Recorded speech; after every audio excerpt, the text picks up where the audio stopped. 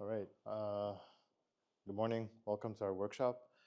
My name is Rami, and I'll be taking you through some advanced usage of RISC Zero for Ethereum.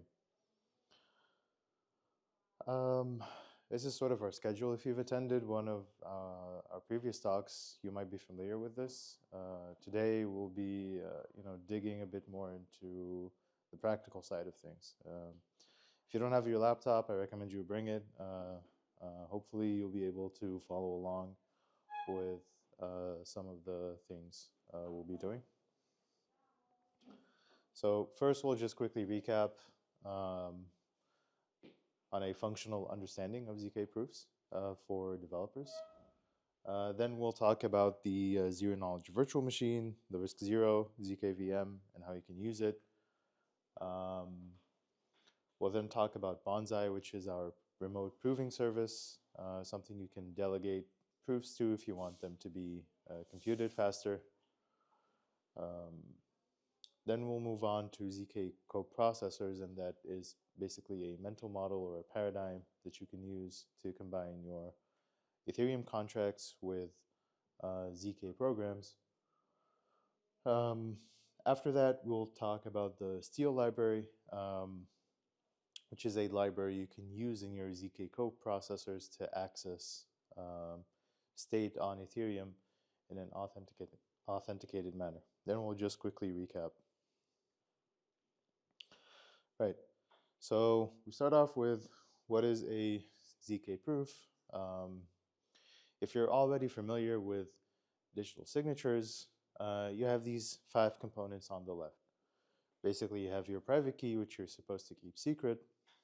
You have a message that you'd like to sign, and you have a public key that you share with other users or other parts of your system that can be used to authenticate the signature on your message. And there's a verification algorithm that everyone uses to verify that a signature on a message corresponds to the private key behind the public key that you know. Similarly, in a ZKP, you can also break down the flow into 5 similar components, but they're more general versions of the digital signature scheme. Instead of a fixed format private key, you have some kind of input, some general kind of input. And the message, instead of being, for example, a digest of a longer message, you have some output that you'd like to authenticate. And what's public here is the program, or, well, some public form of knowledge or commitment to the program. And your signature becomes your proof. And what the proof allows you to learn is that the output was produced by the program given some input, which you don't learn about, similar to how the signature should not reveal information about your private key under different circumstances. So you create a verifiable proof for a program and output pair given knowledge of some input.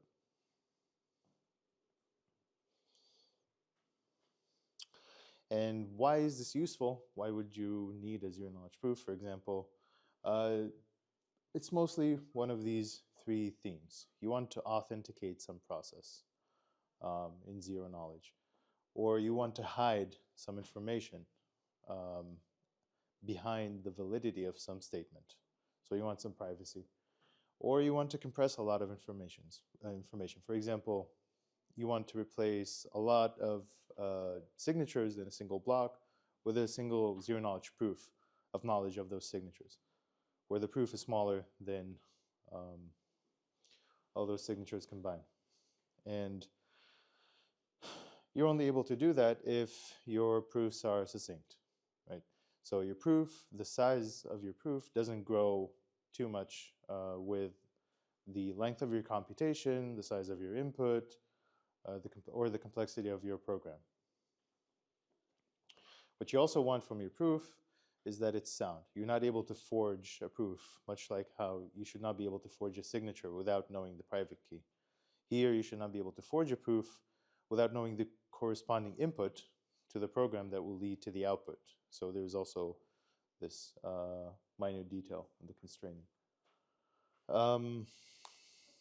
You also want your proofs to be zero knowledge, meaning that they don't lead the verifier to learn any new information it could not compute on its own from the output in the program. And this is somewhat nuanced because simply running your program inside the ZKVM doesn't automatically protect it from leaking information, which by definition, the output already leaks to the verifier.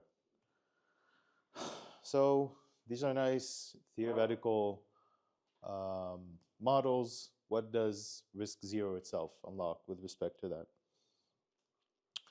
Basically, we're a general purpose ZKVM.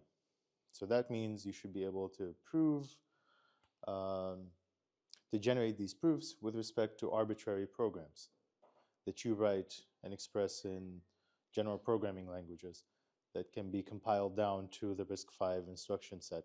You don't have to worry about this compilation flow. Our toolchain takes care of most of that, or all of it. And right now, we mostly support Rust. So what's great about writing programs, if you're already familiar with some development paradigms for ZK, you might be familiar with writing circuits. And when you write circuits, you're sort of restricted to a domain-specific language that doesn't really have any control flow elements. So you don't have loops. You're literally writing a circuit. Like if you want to quickly prototype something, instead of being able to easily describe a program that executes the logic you want, you go straight into developing a low-level circuit that should not actually execute this, but rather constrain the verification of it for it to be efficient. So that's the first major unlock. You start to develop programs with RISC Zero instead of circuits.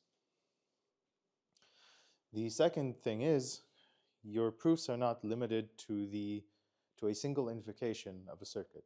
So your programs can run for however long they need, and this is powered by continuations, which is a feature in the RISC Zero VM that allows execution to go on for as long as needed to reach a terminating state in your program. Also composition, so simply referring to proofs within your program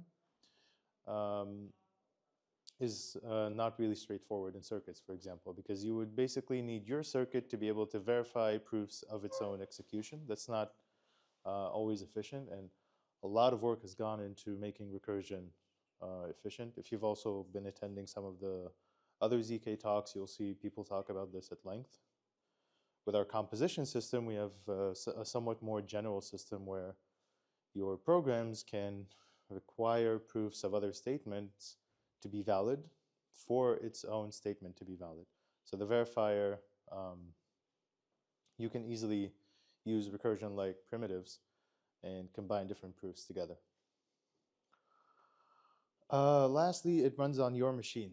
So you don't need a giant cloud prover the same way you'd need for other proving systems like Snarks. You don't need a 128 core machine. This will run on your laptop, even if you have as little as 8 to 16 gigabytes of RAM. It's not a supercomputer target application. And basically the reasoning behind that is we want it to scale out. So your proofs are fully parallelizable. So if you have a very large computation to prove, you can split it up amongst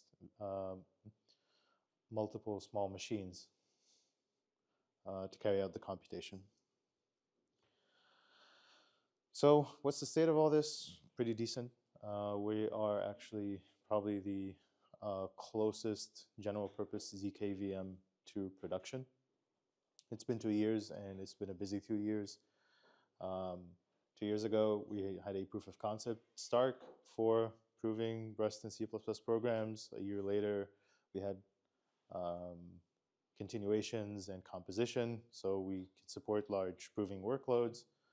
And now we are close to deploying our on-chain verifier on the Ethereum mainnet so that you're not only able to generate Stark proofs, which are sizable and not really verifiable on chain, you can also convert those Starks into a small compact snark, which Ethereum has a lot of support for.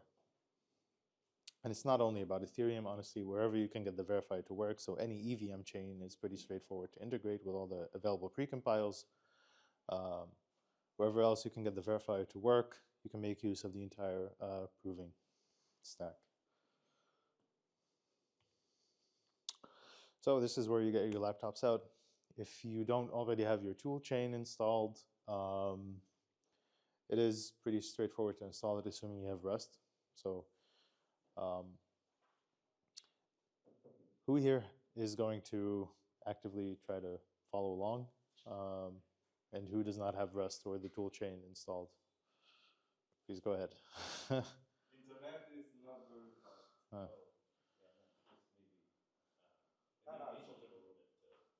Keep going. Okay. So, like a quick rundown of these programs is, the first thing you do is install this cargo utility called binstall. Binstall basically allows you, instead of pulling in crates or downloading the source code and recompiling things, which might take a lot of time, especially for the RISC-Zero circuit, you just download and install pre-built binaries specific to your architecture. And then you use binstall to install the cargo RISC-Zero toolchain, which allows you to invoke cargo RISC-Zero commands from the cargo program. These commands basically, and it also installs other components of the toolchain, a small server library that allows programs running on your machine to connect to and ask for proofs. But this is not necessary for you to actually embed the prover in your application. You can just pull in the RISC-Zero crates in your programs and they will work without the toolchain. Lastly, this utility allows you to pretty easily start new RISC-Zero projects, which basically just lets you populate a template with your configuration. If you have it installed, this command should pretty much tell you, hey, you have a RISC-Zero version installed. Okay, so if you've started a new template, you might be faced. Yep. I can also share a PDF of this in the group.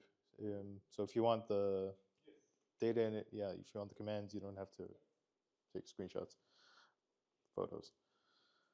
Right, so if you have your starter template, you're gonna have a bit of an intricate project structure. Specifically, you have a cargo project that has two main components in it. One is called the host, and one is called the guest. The guest is basically the program that will be executed and proven in the ZK VM. So this guest crate lives inside the methods crate. And the methods crate, which wraps around this guest crate, is just responsible for compiling the guest crate into the risc-v format that the ZK VM can interpret. And the whole flow of loading this compiled program and running the prover and generating the proofs is done through the hosts crate natively on your machine. So code inside the guest is basically what's going to happen in the ZK VM.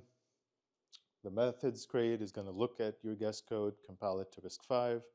The host crate is what's orchestrating the execution and proving on your machine. Usually you don't really have to modify the methods crate too much to get most features working. It's really just boilerplate build code, unless you want to do some advanced things, which we will visit in this presentation. Cool. So how does this guest program paradigm work? So we mentioned that basically your program gets compiled down into a binary format, and the ZK VM has to load this binary first, and also load the input that gets used for the execution afterwards. And this is, as I mentioned, what your host is responsible for, as we'll see through some of the code examples. But this is what you have to keep in mind. You have this binary format, which describes your program. You have the VM that has to load this binary up to start the provable execution. And you have the input that you want to run your program on. And at the end, you get a piece of output called the receipt. The receipt is like a combination of the output of the program and the proof. It's like a single structure for both things.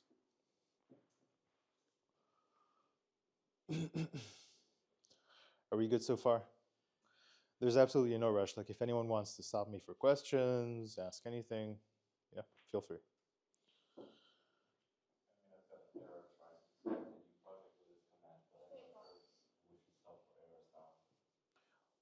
What?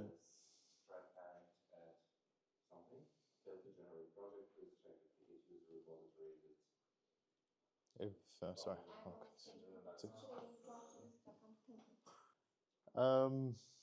So inside the template, if you've managed to get that out, yeah. What's the URL for the template so I know which one to install? URL. So if you want to start a new project, you would go, you would use the RISC Zero toolchain, like this cargo RISC Zero new. Sorry, I don't have it actually written here. Yeah, it's cargo RISC Zero new, and then your project directory name.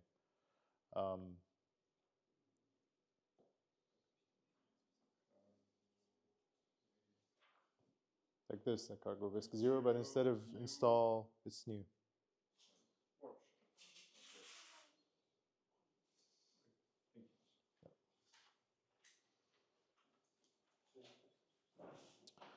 Right. So here I'm basically looking inside the guest main binary. So here we're inside methods / guest / main.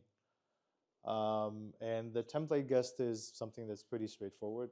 It just reads in a number, a 32-bit unsigned integer, through the env-read call, and commits to the journal, which basically means it produces as public output that same number without anything. And this should be pretty easy to use with any serializable and deserializable structure. If something is deserializable, like the unsigned integer, you can just read it in as input, and then env-read will just use serde to give you what you need. Similarly, if you're committing something to output and it's serializable, you just provide a reference to it, and env commit will make that part of the journal. What that means is, if you have a receipt for this program, whatever is done in env commit, whatever data is sent out to that, will also be part of that receipt. So the receipt combines the journal, which is your output, with the proof. And you can actually do a lot of things inside the VM with the env commands. You can pause your VM. You can use env verify to ask for proofs of other statements by just providing the journal that you expect and the image ID, so the hash of the program that you expect to have produced this output. And your prover will not be able to create valid receipts unless it also knows and has used receipts for whatever env verify was used to call. You can do I/O, and you can also do some debugging, like print out the total cycles executed so far. All of these are pretty straightforward to invoke through the env module. And if your IDE didn't pick them up, you should really, it's on the documentation.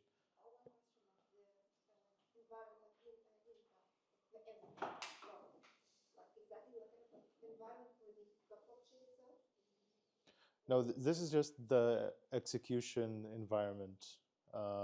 Simulation to the EVM or like what can I expect inside this environment? So it's useful to think of that, like if you're running a program on your native machine,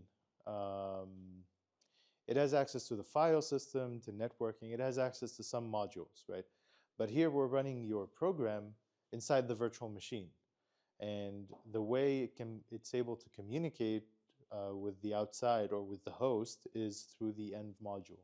So you'll find input, output, instructions on how to proceed with the execution, and ways to ask for unauthenticated advice, like what is the total number of cycles so far. So env is just a way for your guest inside the VM to talk with the outside world. When you say pause and exit the execution, do you mean like executing the unconstrained code? So I can start executing, then do some pre-computation, then verify the result of my pre-computation? So those are two separate things. So pause and exit, they basically allow you to terminate the execution of your program or pause it. Pause it meaning just to instruct the host to stop here, and it's then free to resume later on, according to whatever behavior you want to specify. The other. Can you give the example of when pause could be used? For example, when you don't know the response that you want right now, for like if you want to grab some value from an on-chain contract that isn't available yet, but you want to prove ahead, meaning you want to start computing your proof up until the point where you need that value, so that once you have it, you would like to just continue off from there and finish up your proof. So that is something you can do. You can create a proof of execution up until some point, up until a state where the program isn't terminated, it's not final, it's just paused, and then use that to continue on, and later on when you're able to resume, and then start finishing up a proof of the program's execution until either another pause point or like the final exit point. But at this point, we do generate first proof. Like we do finish the first execution. Yeah, you finish the execution, you have a proof, but that proof doesn't say that the machine terminated. It just says that it's paused. So in order to actually provide a valid proof, we have to create, like, to continue on with the code from before. No, that proof will be valid. It will just not tell you that but I know. it's complete. It would just tell you that we paused for some Yeah, reason, and then yeah, we will be able to continue on from that very point, like yeah, create yeah, another proof with yeah, which is a continuation of the yeah. proof. You just continue on. Yeah.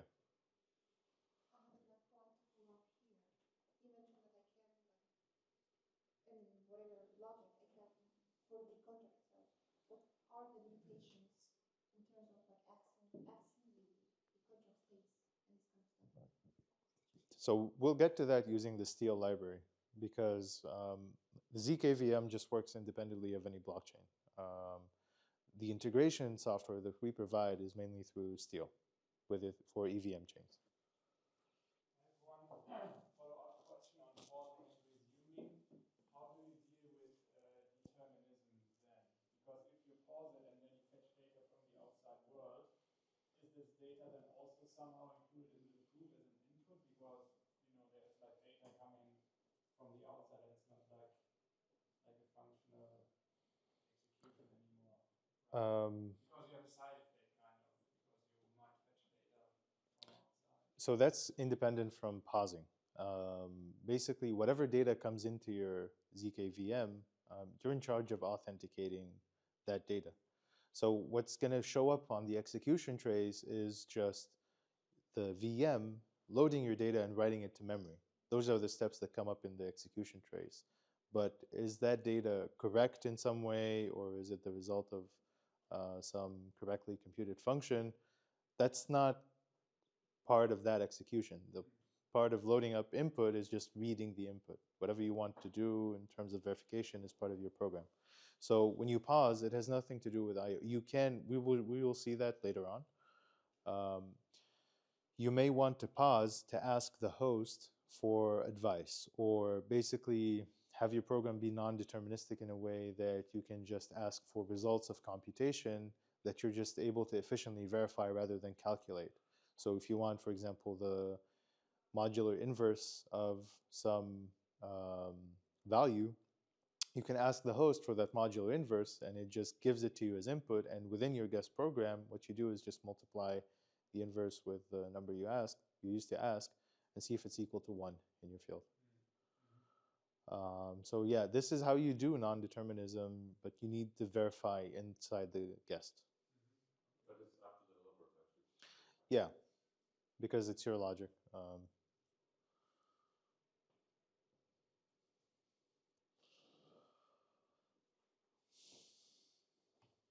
Right, and this is the host side. So this is the untrusted side, and it's used to basically generate the input, create the RISC-Zero execution environment, instantiate the prover, whether it's a local or remote prover, and then use the prover to prove the correct execution that happened using the input and the program binary to get a receipt. And then what you do with the receipt is basically your application. Where do you want to verify this? How do you want to use it? And this is just some sample code on what you need to verify. So basically, let's say you want to verify one of these receipts. The verifier doesn't need to know the full program. It just needs to know its image ID, which is a 32-byte commitment to the program, which is pretty convenient. If you want to verify something on-chain, you don't upload your program on-chain. You just need a commitment to your program in the same way as you would need a snark verification key in your contract.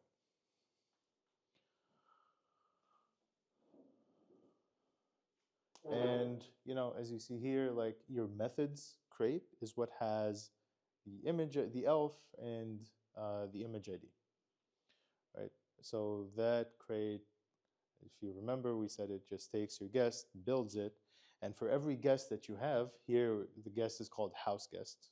It will have these three fields actually, but these two are the most important: ELF and ID. Any questions on this? Has anyone successfully created a starter project so far? Raise your hand. Yeah.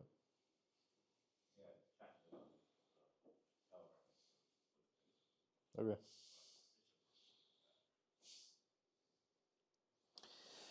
Right. So you have your starter template, and you're writing code. You want to test your code. You probably don't want to run the prover every time you test your code, right? And if you've noticed, building the guests into the RISC-V binary is not also pretty efficient or pretty fast. So there are some things that you might want to do when you're in development. One thing that's useful is running in dev mode. And dev mode basically lets you invoke the prover, but only gives you fake receipts. It doesn't actually do the heavy proving part. And on the opposite side, whenever you invoke the verifier is also expecting fake receipts. So it doesn't really, it won't crash if you give it if you give it a fake receipt. The other thing is you can leverage skip build. If you haven't changed your guest in any way and you just want to test a component of your host, or if you have your guest precompiled, if you pass in the environment variable, a value of 0, then the build system won't try to rebuild your guest. It will just use the methods crate as it is instead of trying to repopulate it with the new binary. Also, if you're keen on really trying if it works on your machine and you don't want to wait too much for a proof to be generated, you can leverage the GPU proving features. For Apple, you have Metal. For NVIDIA cards, you can use CUDA to basically accelerate proving pretty significantly.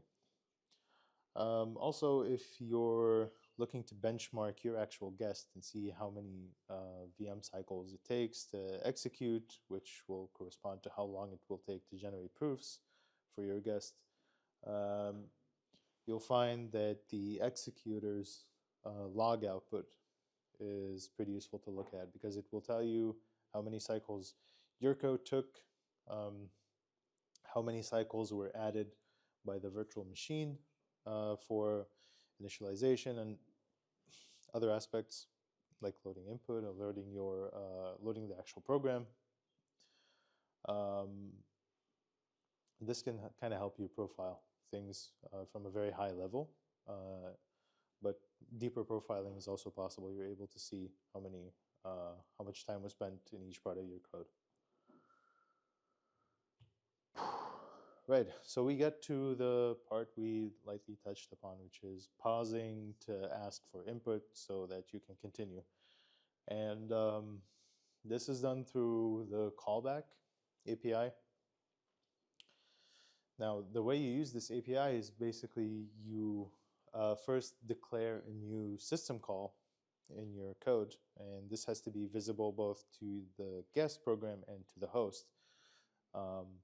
And what a system call does, it allows the guest to basically ask for advice from the host, and it would specify some context for that advice. For example, here we have an example of a pre-image oracle. So the guest basically gives a hash to the host and asks for the data or the pre-image behind that hash. And what you see here is basically the first call is done through this send, receive, slice method using the syscall we declared, the identifier for it, and it passes in some digest. And the result gets stored in this bytes variable. If it's empty, this function won't really return anything. It means like perhaps the host doesn't know the pre-image of this hash. If a result is returned, then we try to deserialize it because we get raw bytes in this case, and we ensure that hashing the data that we received from the host actually equals the hash that we asked for. So we don't trust the host to give us the correct data. We do authenticate the response using whatever hashing function we want. Now on the host side, we have to specify how the host is expected to respond to these syscalls. So the part above is what happens in your guest, and this part is what happens in your host. And here we just define a new function that reads in the data provided by the guest as a 32-byte hash, and then looks into its own storage module for the value behind that hash, right? If it's found, it just returns it. If nothing is found, then it returns an empty byte array to tell the guest that, hey, I don't know this, so you return a none value. One question just to make sure I get it correctly. So basically you are, when you are authenticating or like double checking that when you are trying like to make sure that the host is not cheating you, so you are kind of like using any like hashing function, like checking the value returned. Does it mean that you know in advance the value? No, I get the value once. I know in advance the hash of the value. I have the hash of the value in advance, and that's what I use later on as a reference when comparing the hash of the data that the host provided To the hash with or what I the already know. so So it this is means like my, I should know the hash of the returned value, and that's it. in this case, yes, this is what I'm using to Is there any authenticate the ways response. like to not to authenticate but to make sure that the host is not cheating without like knowing in advance the hash of the return value? If I don't know the hash, then using this method, I don't know what to ask for, or I don't have anything for the host to use to look up the response that I need. You could have your own different system call where you provide a different input, and there's a, like for example in the modular inverse case. In that case, you would provide to the host an element, and once you get the response, you would basically multiply the response with your element to see if it's equal to 1. So you need to ask for something, and once you get a response, you need to use that response somehow. Maybe your use case isn't going to have an authentication use case or an authentication scenario, but this one does. And I like this example because it's pretty powerful, because it allows you to access authenticated data structures like Merkle-Patricia tries on demand, node per node, instead of receiving the entire trie up front, for example. Maybe you only want to access a small part of it. So you can use like a similar pattern to do this. Yep. Okay.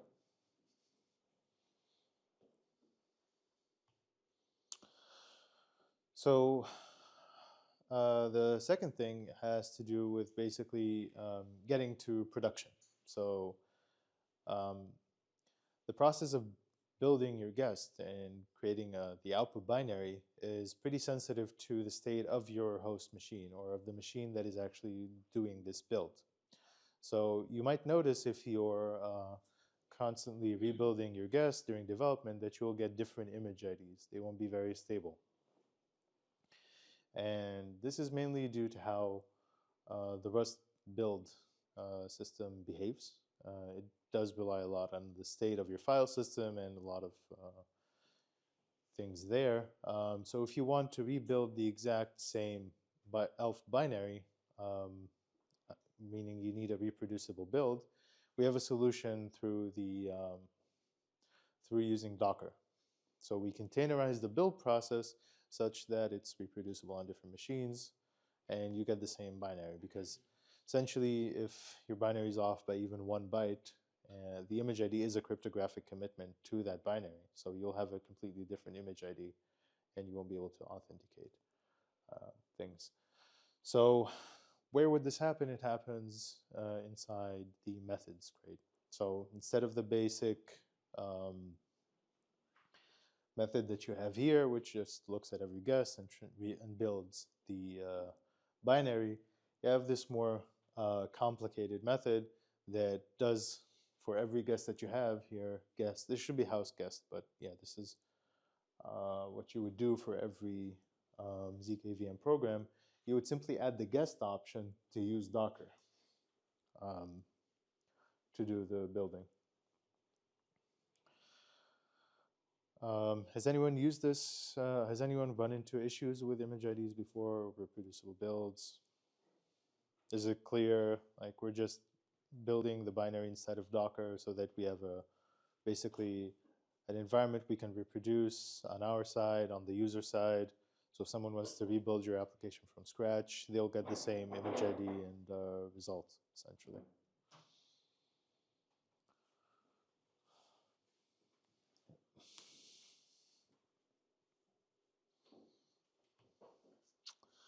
Cool, so if you've created some local proofs before, which is a long process, but honestly it's fun or exciting, because like the output that you get is a very cool cryptographic object. But let's say you have some public information that you would like to create a proof on. For example, you'd like to analyze some blockchain data in some way and produce a proof of the result to use later on, or you want a very fast proving time. We offer a service called Bonsai. So Bonsai is basically a cluster of provers that we run and manage and use to compute on your behalf the proofs if you'd like. But of course, we get to see all your input, so it's not useful for private data. It's not like we're actively looking at your input, but you can't be too sure.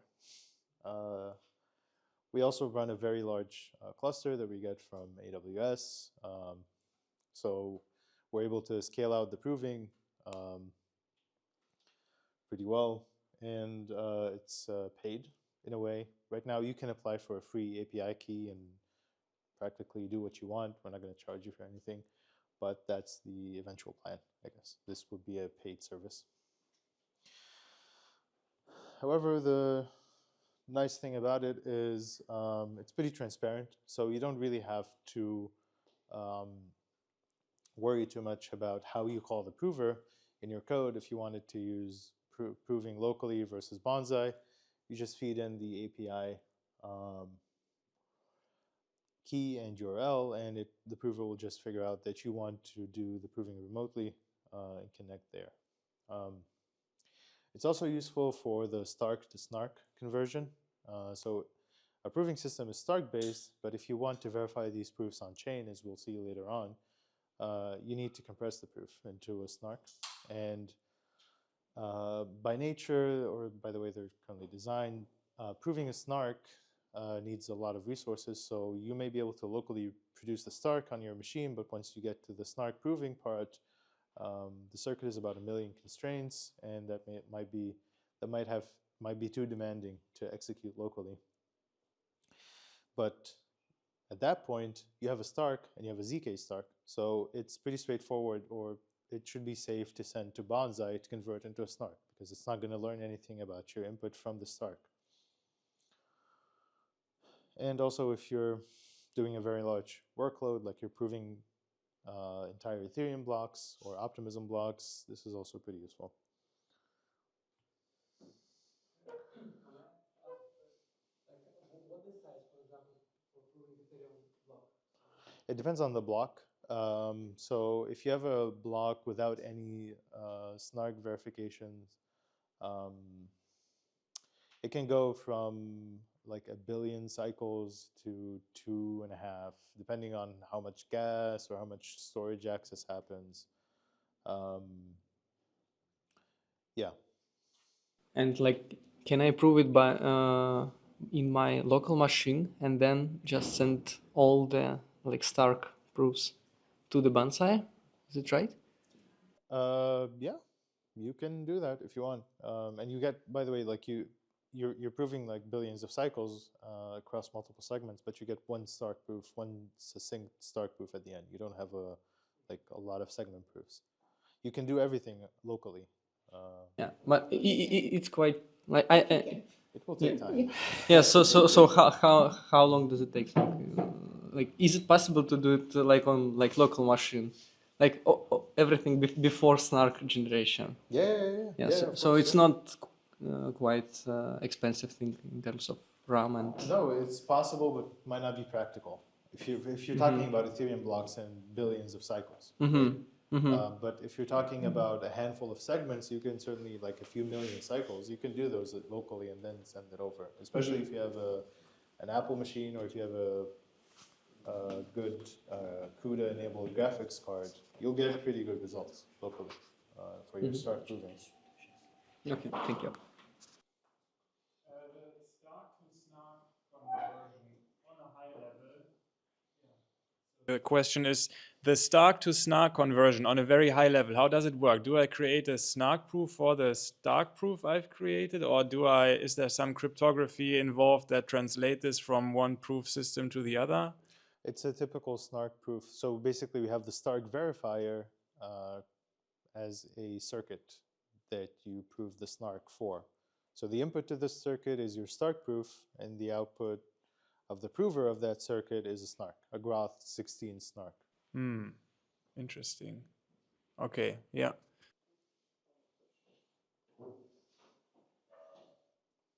And in terms of privacy, so if I generate all the Starks locally and just send for a final computations everything to Bonsai, can you like read the data, or it can be assumed like a private already? So you only send the receipt. So the output and the proof. So it is as private as your receipt, essentially.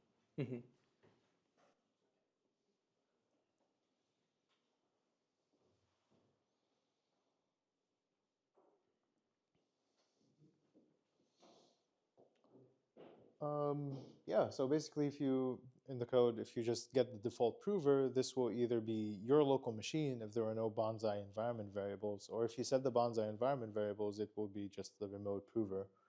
But if you want to explicitly get the remote prover without worrying about environment variables, you would construct this structure, there's also the local prover if you want to ignore any bonsai variables for proving.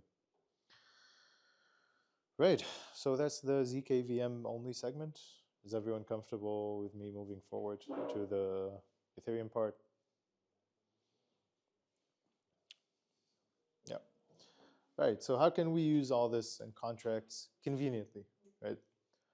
So the useful mental model to use here, or the design paradigm to follow, is called the ZK coprocessor, where essentially in your contract, instead of recomputing the very expensive parts or manually doing this and forcing every validator node to do that computation in exchange for gas, you would verify a ZK proof of that computation instead, and then use that as the basis to carry out your logic.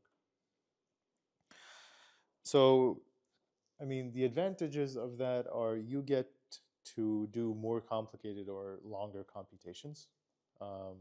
On chain, per block, you're limited by gas, but a single ZK proof can be proving billions of cycles, for example, which would be allowing you to do much more complicated things. The proving cost also is much cheaper per cycle than it is than the cost of execution on chain through gas. So, for example, if you want to if you look at the gas cost of some computation and you take that same computation and run it inside the EVM, inside the ZKVM, you would end up with a much cheaper cost per cycle than the cost per gas in terms of proving. Yeah, you can also have some privacy. So essentially, if there is a private aspect to your application, you might want to do an off-chain proof, hide whatever you want to hide about the input, and then publicly only post the output and the proof. And you get to enjoy writing Rust instead of Solidity if you want to be less error prone. This is just a general overview of the flow. This is like your host application, some off-chain component that requests. And you can also combine this paradigm with Bonsai. So you can have Bonsai be a component that basically listens for proving requests related to your contract.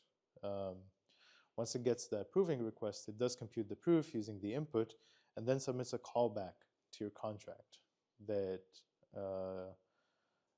has the proof with it. So you get a verifiable response from Bonsai as well. But you can also have your own flow for submitting and relaying these callbacks.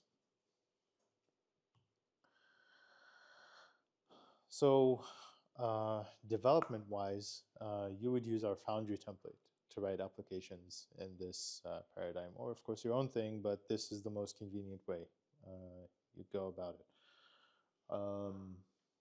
If you don't have Foundry, this is how you would get Foundry. Foundry is like a suite of different tools for Ethereum development.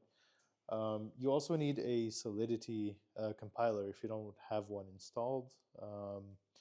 If you already have Rust installed and you just do cargo install svm-rs, you get a Solidity version manager that you can use to install different compiler versions and switch between them pretty easily. So if you have Solidity and then you install Foundry, you can then initialize a new template project using this ZK coprocessor model using this command. So you just initialize our Bonsai Foundry template. It is Bonsai by default, so yeah. And you also have two build commands. You'll want to build your actual cargo project, and you will also need to build your contracts using Forge.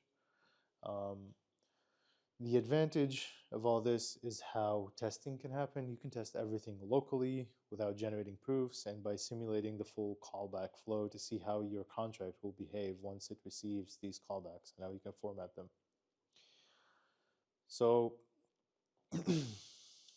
this interaction adds like one more layer to your application. And that is basically the contract. But it also takes away part of the host. So in this Foundry template, you're just submitting things to Bonsai. You're not doing local proving, so you don't really have your host's behavior is essentially to request the proofs from Bonsai and relay them to the contract rather than be arbitrarily open. So this is the methods now has underneath it the guests, your ZK coprocessor, your contracts have your Solidity code, what you want to do with the results of that coprocessor, and the apps is sort of like your host, and it's just some glue for relaying the proofs. So this interaction needs more from the guest. Specifically, before we were just able to commit data to the journal by just serializing it.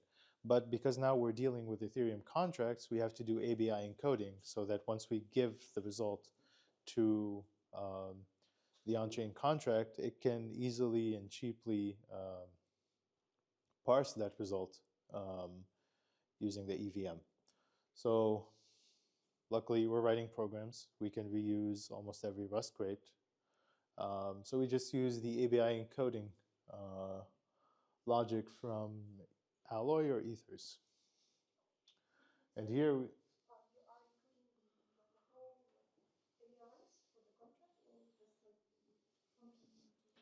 so here I am doing this manually. I don't specify the ABI up front. I just know the ABI, so when I commit the output, I know this number is a 256-bit integer, and ABI encode will just encode that type. When we look at the Steel library, we'll see a different way to do this, where we specify the contract ABI and then use that to issue calls. But here I'm being a bit more low level. Line by line, the first thing I do here is I'm just reading the entire input that was given to the guest. And I am ABI decoding that because here I'm assuming that the initial input was given to me through a contract. And because that contract is EVM based, it's ABI encoding that request. So for the guest, I have to decode that encoded input. Then I do some form of logic here. I just look at the first bit and assert that it is 0, and then I give that number back as the response to the contract.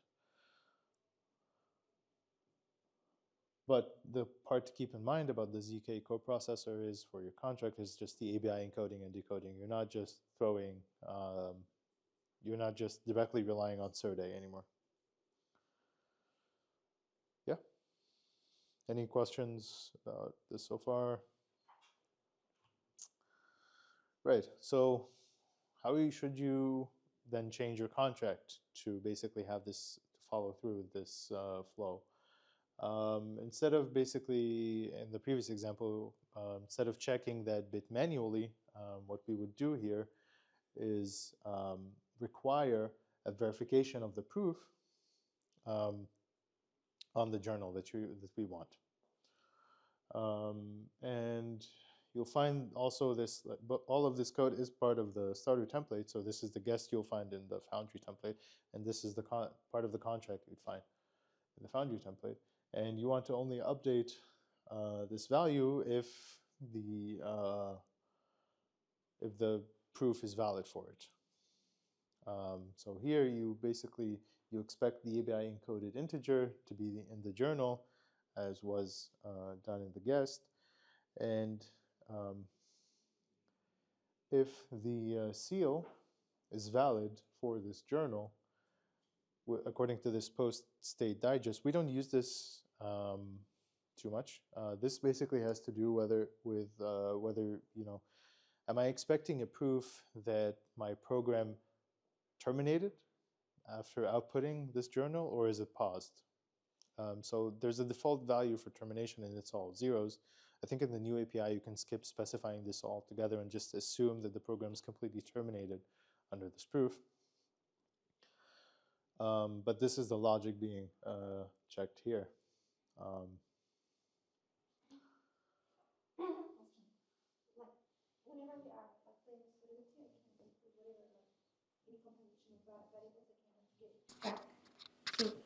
how complex they can like add more valuable and can return from the proving system, like from the host itself. Can I get like any? Yeah, you can do any ABI encoding you want. I can like return like Yeah, instead of you like can proving even- and then I return like whatever number like values. Yeah. Amazing, thank you. You have full access to the ABI encoder and decoder inside through the REST crates for that. So you can.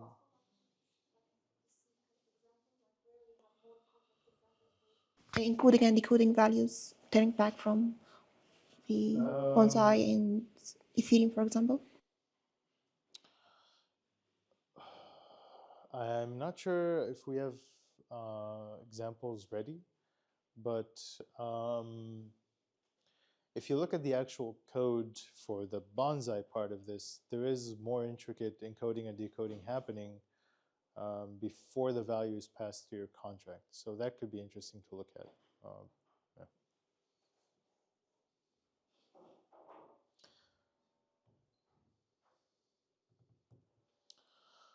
Right, so the last component we look at is what is this glue application doing? And it's basically just connecting the flow of proof request and proof response through just reading in the input, calling bonsai to prove something about that input, and then relaying that on-chain call to your contract with the proof.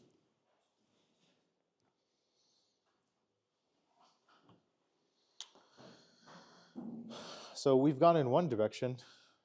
We've used ZK in our contracts. What if we wanted to go in the opposite direction and reference other contracts on chain in our ZK coprocessor? So in other words, how can we read the Ethereum state while running our coprocessor?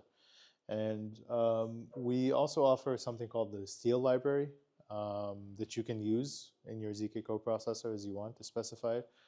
This library is purely, there's no, for example, bonsai counterpart or no paid component of this library. It's just something you would use to design your coprocessor as you want. And the nice thing about it is it has really good DevX. And it lets you access Ethereum state in ways that you wouldn't have been able to do it purely on-chain. For example, you can read much more of the state and do much more than you would have been able to had you made these calls on-chain, and for cheaper, of course.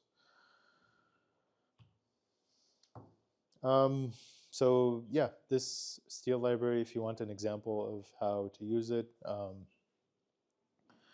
we have this simple counter example set up that you can look at.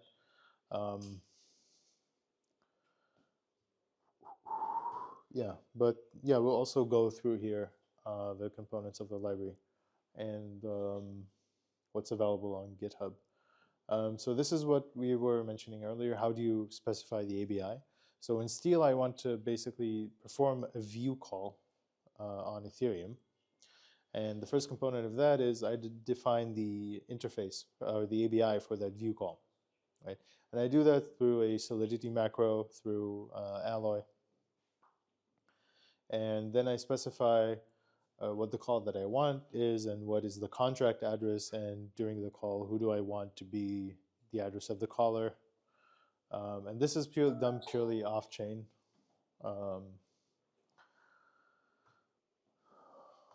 Okay, Sami. Yeah, so the first part of your guess would be reading in the input required to execute that view call. And that input is basically all the storage proofs required to authenticate every single storage lookup that happens during the execution of your view call. So you're not trusting the host to give you correct information about the chain. You're using a hash of some block to authenticate all the lookups that happen during the execution. And then what you do is you basically specify which chain this call is valid for. So here you want to run things according to the Sepolia testnet on Ethereum. So you're specifying which version of the EVM you expect and which chain ID you expect during execution.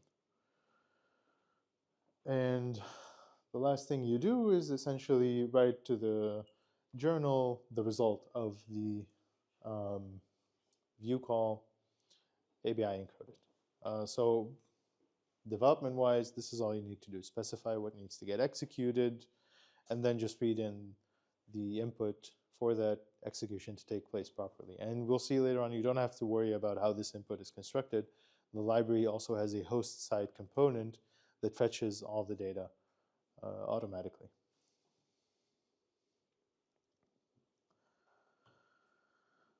So on the host side, we call this phase pre-flight. And basically, it runs your view call outside the ZKVM first to sort of keep track of all the storage accesses that are required, so that later on, before proving, an Ethereum RPC node can be used to retrieve all the proofs required for that, to create that compact input. And if you're familiar with Zeth, the ZK EVM that we released for proving the validity of Ethereum and optimism blocks, this is what's running under the hood. Essentially, we're running the pre-flight component of Zeth, which looks up all the data needed for authentication and producing a sparse Merkle-Patricia trie that you can use to fuel your steel execution. And on the host, it's only a couple of calls. You also specify what is the view call that's going to be called and on which network and block.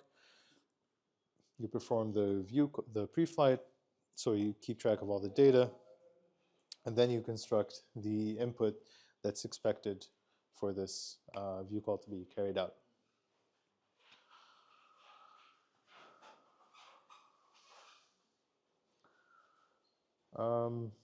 Yeah, if you want some dev documentation.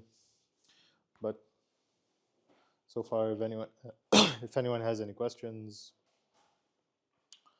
this is the time.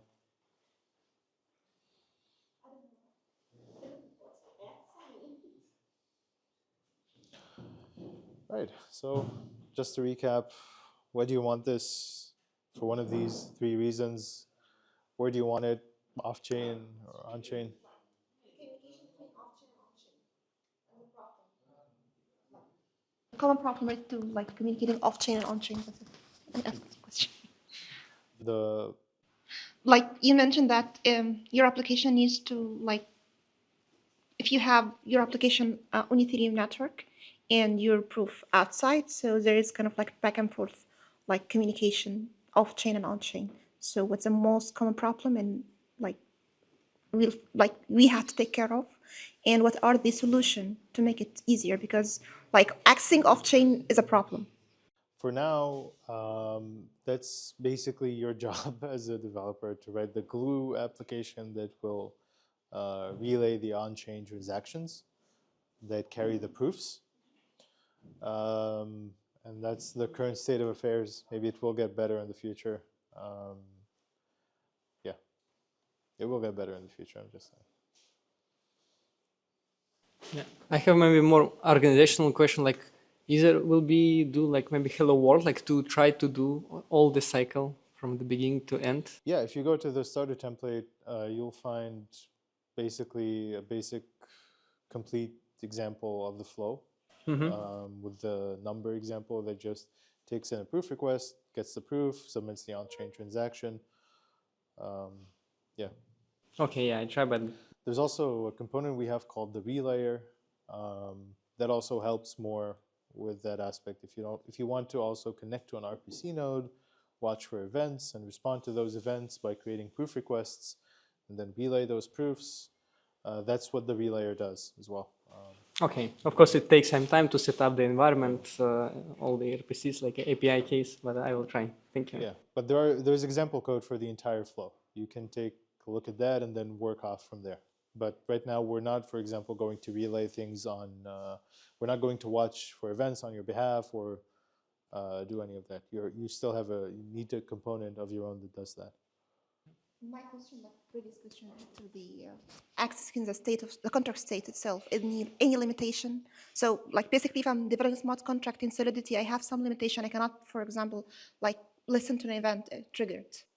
So you can do what you want. want. But I can like whatever I can. Inside the guest basically so we're basically running a type 1 ZK EVM, which means like where the environment you have, the EVM you have inside the guest with steel is fully equivalent to the outside EVM, because it's like we're just pulling in the crate that the node uses, but running it inside the. So it's as if like I have like Web3 package. So whatever I can do like to interact with the node itself to get whatever data, this is kind of like limitation I might have.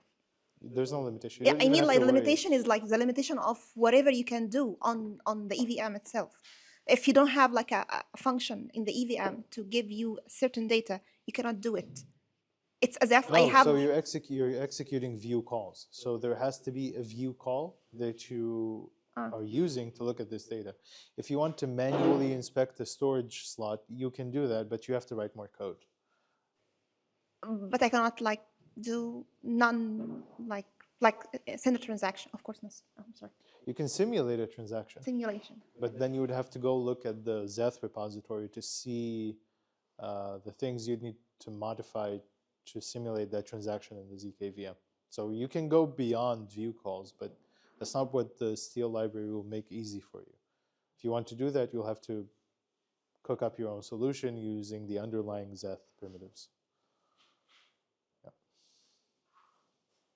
Is there any reason using RISC-V like as the instruction set architecture? Is there any? It's like it works good with zero knowledge. Any reason to use RISC-V? So RISC is basically a reduced instruction set computer, and the instruction set that we chose has, well, few instructions. So setting up the proving system for that is easier than, for example, doing x86, which would be probably intractable to try and. Yeah, and then RISC-V because it's like open source and new, or? Yeah, so it's easy for us to verify if we have a proper RISC-V setup.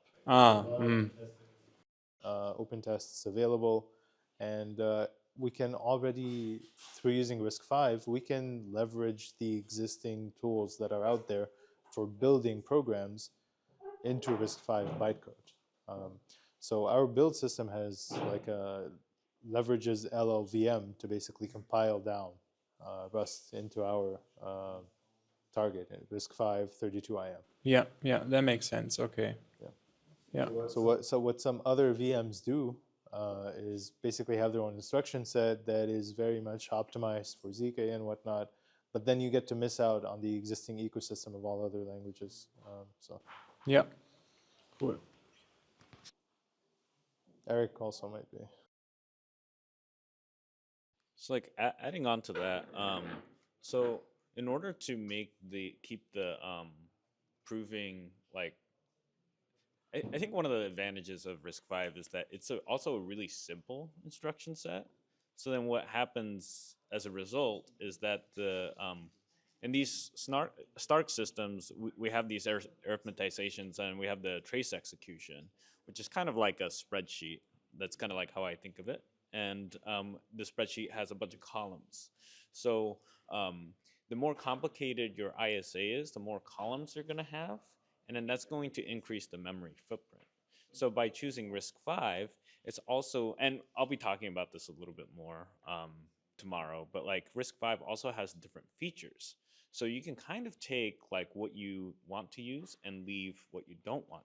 So as compared to something like WebAssembly will kind of like force you to implement a larger set of instructions, which means that the columns will increase. But with RISC-V, it'll allow us to just have like this base instruction. We implement like this multiplication feature, and that's about it. There are other options for different kinds of settings, like concurrent programming. So there's like an atomics feature that we can implement, but we decided not to implement that because that doesn't really help us in this context. So it gives us a lot of flexibility, plus the existing tool chain support. So, yeah.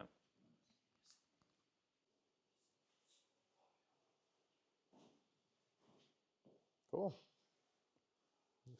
We'll be around for more questions if you want. Otherwise, thank you for your time.